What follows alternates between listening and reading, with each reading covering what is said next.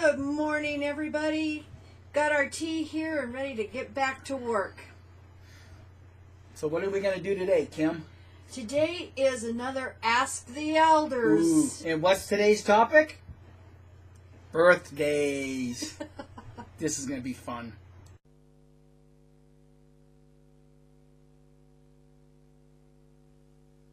An issue that invariably confronts a young Jehovah's Witness child while he or she is at school is why Jehovah's Witnesses don't celebrate birthdays. There are several reasons for this. Fundamentally, the scriptures teach us that Jehovah loves us all and that we are loved equally. Celebrating a birthday tends to give prominence or to exalt one person and runs counter to principles of modesty and humility. The only two references in the Holy Scriptures to birthdays were the birthdays of two pretty wicked men, Pharaoh and Herod, and at each occasion an individual, an innocent person, was killed. Obviously, the Scriptures do not promote the idea of celebrating a birthday.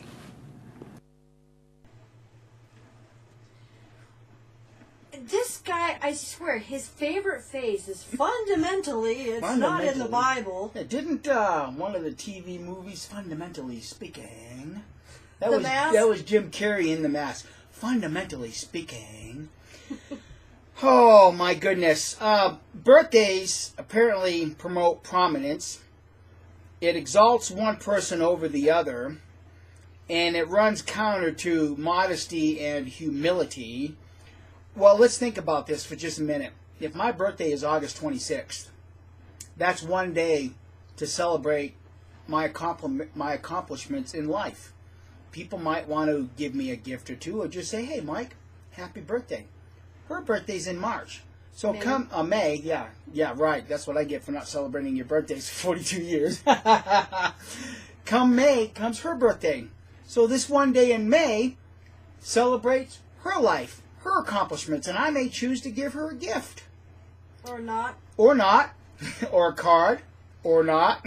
Our daughter's birthday is in July. We like to celebrate it and help her celebrate because of her accomplishments and because she's our daughter and we're glad that she was born and with us. Yeah.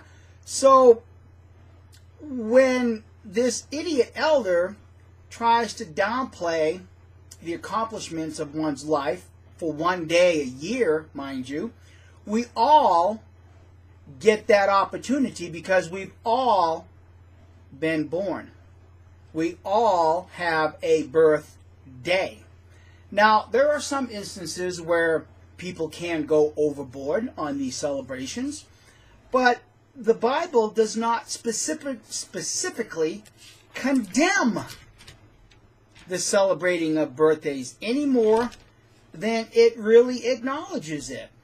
So, but I want to focus on this point of modesty and humility because this is a big thing.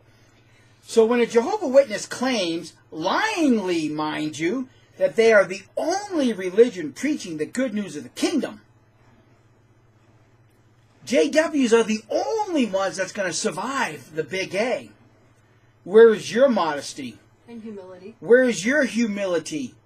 Exactly, in these statements. See, the problem is that when you know the entire scope of what Watchtower says behind closed doors, then you see that there is no humility.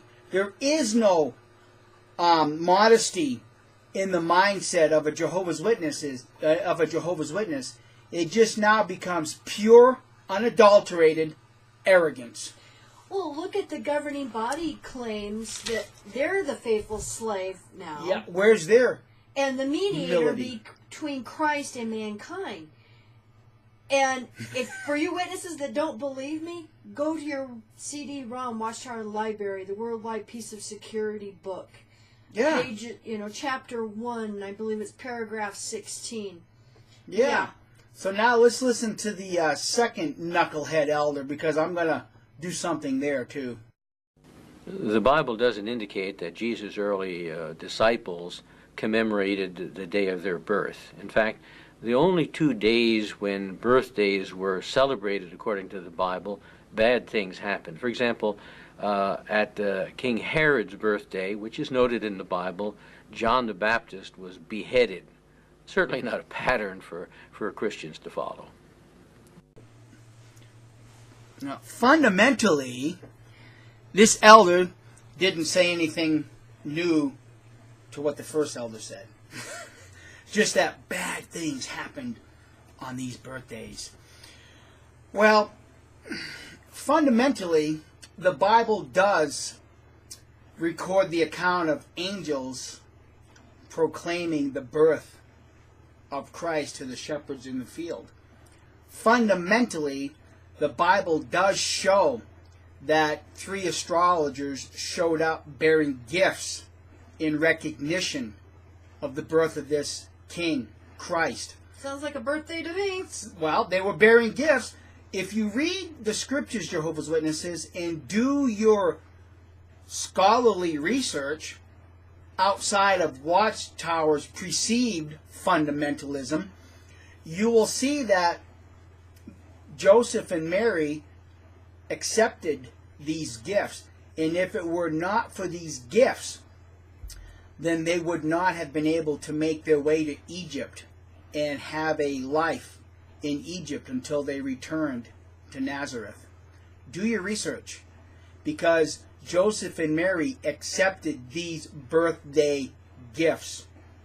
See, despite what Watchtower says, fundamentally, Watchtower goes beyond the things that are written, because they take 2 examples of birthdays and then they read into the context. Well, see, that's a pattern that we don't want to follow. Yeah, no shit, Sherlock. Nobody today beheads anybody at a birthday party. Nobody does. So obviously you're not going to follow that pattern. My goodness. But this is a pattern that Jehovah's Witnesses do follow. You think about this, Jehovah's Witnesses. You say the only command that we are commanded in the Bible to follow is the Lord's evening meal. Hey, what followed that meal? A death? The absolute crucifixion of Christ. So here you are saying, oh, we can't celebrate birthdays because bad things happen. But yet we can commemorate the death of Christ. But yet something bad happened, didn't it, Jehovah's Witnesses? Do you see how fundamentally you don't understand what's going on? Yeah, it's true. Christ said the day of one's death is better than the day of one's birth. But that's not what Christ is talking about. He's not talking about the celebrating of birthdays. And you know this as well as I do, Jehovah's Witnesses, because at the day of one's death, you will have either made a name for yourself. See, for yourself. See, fundamentally, you're making a name for yourself in God's eyes.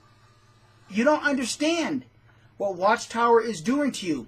They're telling you you can't celebrate birthdays because bad things happen. But yet you celebrate the death of Christ and something very bad followed. But see, this is where you make your mistake. Because while all of Christendom celebrates the memorial of Christ's death 3 days later, what do that you refuse to do? Celebrate the resurrection of Christ. And you forget to do that. You fail because you do not celebrate the resurrection of Christ. But all you do is celebrate the death. You've got it wrong, Jehovah's Witnesses. And fundamentally, the Bible does not condemn beards.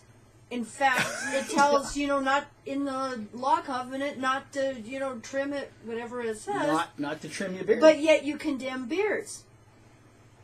Fundamentally, there's nothing wrong or it says anything in the Bible against piñatas. But yet for years, you condemn the use of piñatas in witness get-togethers. Yeah. And now it's okay, it's a conscious matter? Which, by the way, how do you open a piñata? Don't you have to aggressively beat the hell out of a piñata to get the candy? Actually, if you do have something that has a head, they do get beheaded. They do get true. So really, watch how it does celebrate the beheading of things. Metaphorically speaking, fundamentally speaking, Jesus, Jehovah's Witnesses, when will you ever begin to realize how you are utterly being misled by this organization. Think for yourselves. Think Do for your yourselves. research. Exactly. So, I guess we'll see you for now, and we'll see you the next time around on another Ask an Elder. Because we've got more.